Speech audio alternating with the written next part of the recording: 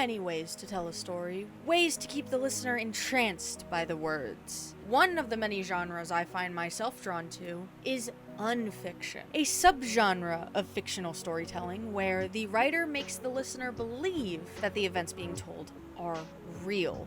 This could be achieved in many ways, over audio, video, even on Twitter.com. An example would be the War of the Worlds broadcast from 1938, narrated by Orson Welles, a radio play that accidentally sent a large portion of the United States into panic, as they believed what they were listening to on CBS News that night to be actual events of Martians wreaking havoc upon New York.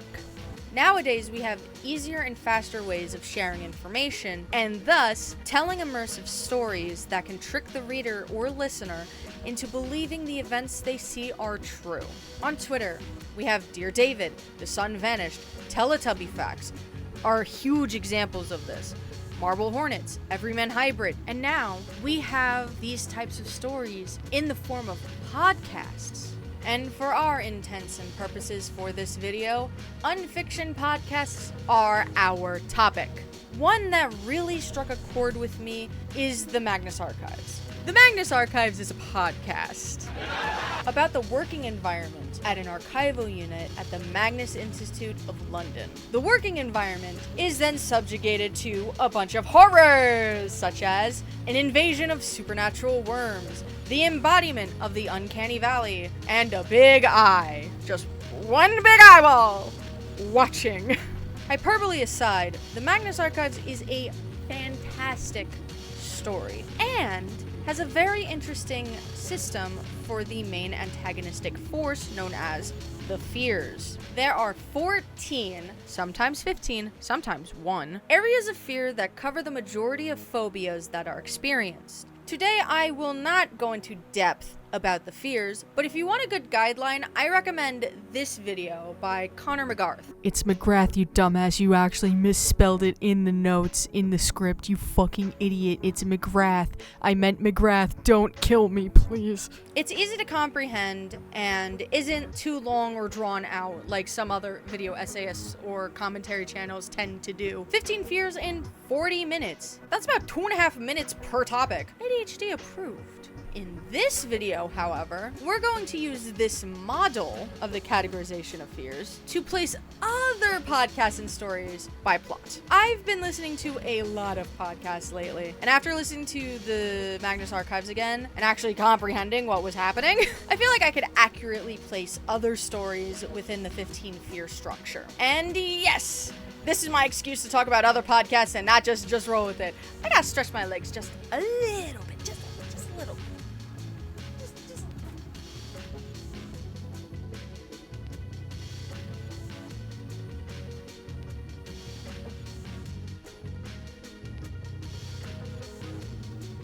Night Vale, a small desert community somewhere in America. A place where every conspiracy is treated as fact. Lizard people, the shadow government, a desert otherworld, the faceless old woman that secretly lives in your home. They got some weird shit in Night Vale, which makes me place Welcome to Night Vale within the spiral. Things that shouldn't be physically possible seem to happen in this town. The overall story and how it's written is oh so spiral. My point is extremely exemplified by a group of episodes involving the University of What It Is, a school that prides itself on explaining the unexplainable. And when they come to town, explaining things becomes synonymous with murder. Rest in peace, the all-powerful Glow Cloud. All hail. Cecil, narrator and host of Night Vale Community Radio, is, however, in the Eye, or the Watcher. He is A, listed as the voice of Night Vale in the show credits, not as a character, but as the voice of the town. And B, how this entire show works is that Cecil has the knowledge of what happens in town within seconds of occurrence. These two facts, I believe, place the character of Cecil Gershwin Palmer in the Eye. Overall, in Welcome to Night Vale, shit happens. Also coming from the Night Vale team is a short story about a woman named Keisha. with a presumed dead wife Alice. But after spotting her in various news reports across the United States, she sets off on the road trip of a lifetime in search for her wife. But trouble finds her along the way.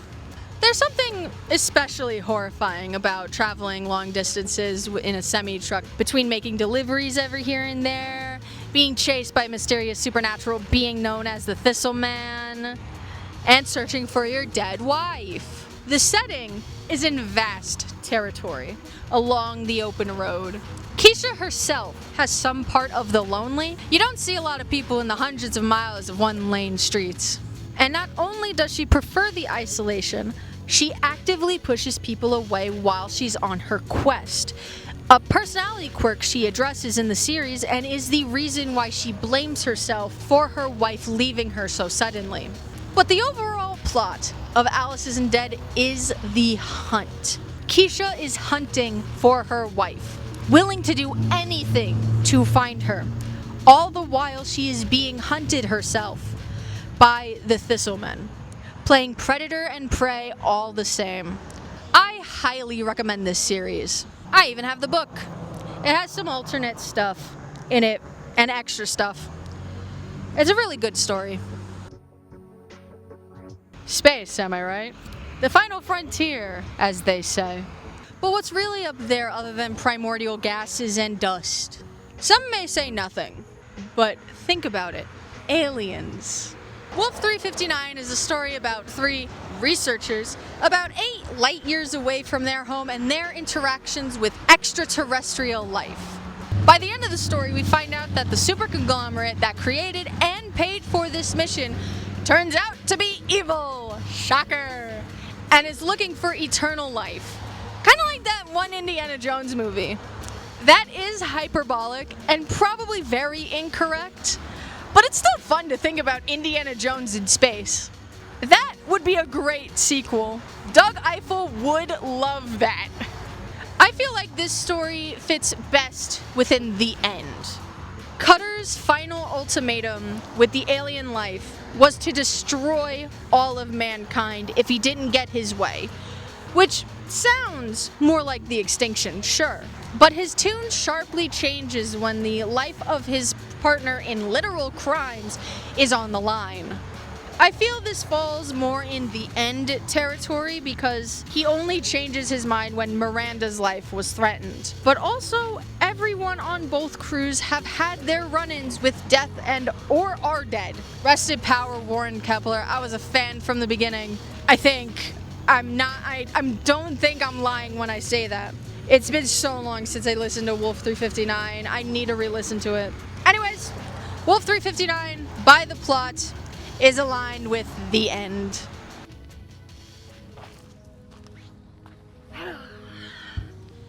Every kid went to summer camp. It's like school, but with more fun activities.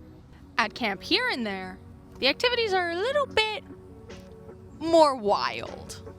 It has the same vibe as Welcome to Night Vale, with the framing device being announcements for a group of people and the contents of said announcements being nonsensical in context with the setting. Where the differences lie, other than setting, is where the story elements shine through. The overarching plot of Camp Here and There is not about the camp itself, or the campers, or the staff as a whole. This is the story of Sidney Sargent and his loneliness. Unlike the other podcasts I've talked about prior, to properly categorize this podcast, it has to be based on a character. Throughout the entire first season and what we are now listening to in the second season, we get glimpses of how Sidney is truly feeling, whether through the ghost recorder or during the announcement themselves. We could see how lonely he truly is. Jedediah not being present until Sidney's life is literally in danger, about to be lit aflame on a pyre. So with that, I could firmly place Camp Here and There within the lonely.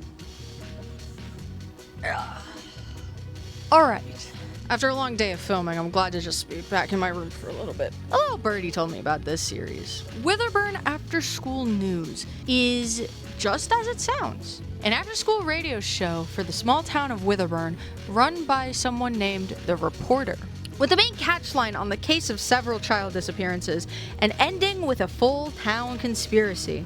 This series very much has the same vibe as Welcome to Night Vale in the sense of community radio and the Magnus Archives with the whole Monster of the Week segment and the plot is in general. I thoroughly enjoyed this series, though I did have trouble listening to it because some of the episodes are not on YouTube Music because you have to specify if it's a podcast or not. YouTube is weird. YouTube is weird, which isn't a bad thing. It was just inconvenient for me specifically. Either way, I think this series can firmly fit in the realm of the Eye, the ceaseless watcher. The reporter and the birdie watching, reporting on what's going on in town, running the rumor mill. That's the basic definition and or requirement to be an avatar of the Eye. Need I say more? Ooh, this is a fun one. Have you ever wanted a story where you put a British man through several atrocities and he whimpers all the damn time? Then Malevolent is the podcast for you. But in all seriousness, the story, as we are approaching the end, is amazing. Arthur Lester, a private investigator in Gotham in the 1920s, accidentally reads a book that bounded him with an eldritch being from the Dark World, later named John, and causes Arthur to be effectively blind. Together, they have to figure out a way to be separated. But of course, it wouldn't be Malevolent if Arthur wasn't put in a situation beyond his control. I'm not kidding. That is the driving narrative for this entire podcast. Hell, it could be the synopsis. British man put in a situation. At first, to place this podcast within any of the fears was a bit difficult. But then I got to this episode. Episode 52, The Wager. In this episode, Kane tells the other two specifically what he's going to do with the Blackstone. To kill Azathoth, thus ending the entirety of existence.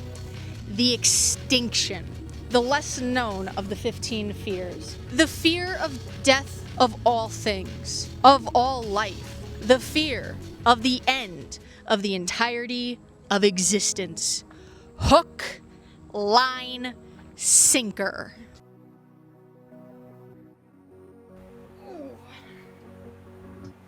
Ah, that was a nice time outside. I gotta touch grass for the first time in. Huh. I gotta change the batteries or something. Either way, these podcasts are phenomenal in both production value and story alike. You should give them all a try sometime. That is all I have. This took me so many months to write. Please, subscribe! Thank you.